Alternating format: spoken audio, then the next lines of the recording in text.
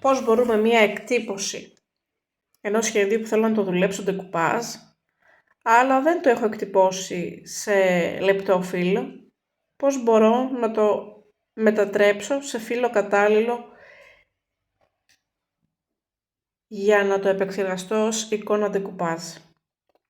Είναι μία απλή εκτύπωση σε φύλλο α4, ωστόσο είναι με εκτυπωτή laser και αυτό έχει πολύ μεγάλη σημασία για να μην μας χαλάσουν τα χρώματα στη διαδικασία του ντεκουπάζ. Είναι για μία πελάτησα και πάμε να δούμε. Έχω το φύλλο μου, το βάζω με την εικόνα προς τα κάτω, δεν το έχω κόψει, θα μπορούσα να το είχα κόψει, να το είχα φέρει ακριβώς στην εικόνα τα όρια της σελίδας. Δεν το έχω κόψει, δεν πειράζει. Παίρνω μία τέτοια ταινία χοντρή και αρχίζω και κολλάω. Τώρα εγώ θα κολλήσω μόνο όπου βλέπω ότι έχει την εικόνα που θα χρειαστώ από κάτω, δεν θα κολλήσω στα άσπρα περιθώρια της σελίδας. Αρχίζω και κολλάω πάνω στο τραπέζι σε μια ξύλινη επιφάνεια ή σε μια μεταλλική επιφάνεια. Το άκρο μου, μέχρι το άλλο άκρο της σελίδας. Τώρα βέβαια δεν έχω και ένα ψαλιδάκι.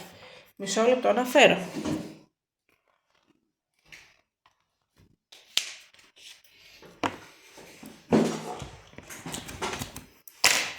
Συνεχίζω και κολλάω όλη τη μία ταινία δίπλα στην άλλη.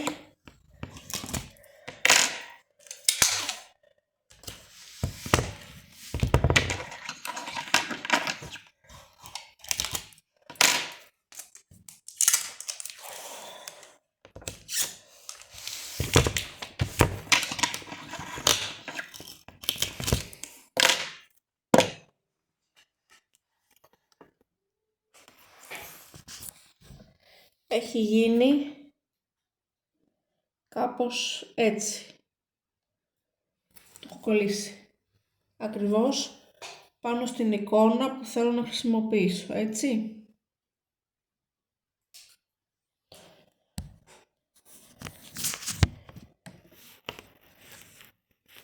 Τώρα, πιάνω μία-μία τις ταινίες και τις αφαιρώ.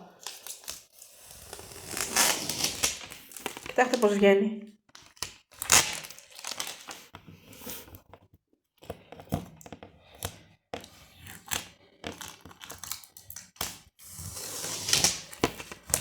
Βλέπετε.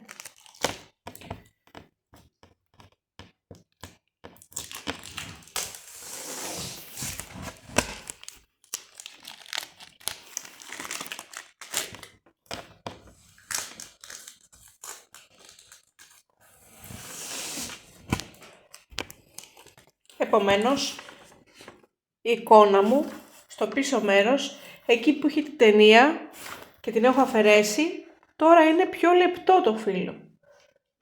Δεν είναι το ίδιο πάχος με το φύλλο εδώ κάτω που ήταν άσπρο και δεν είχα βάλει ταινία.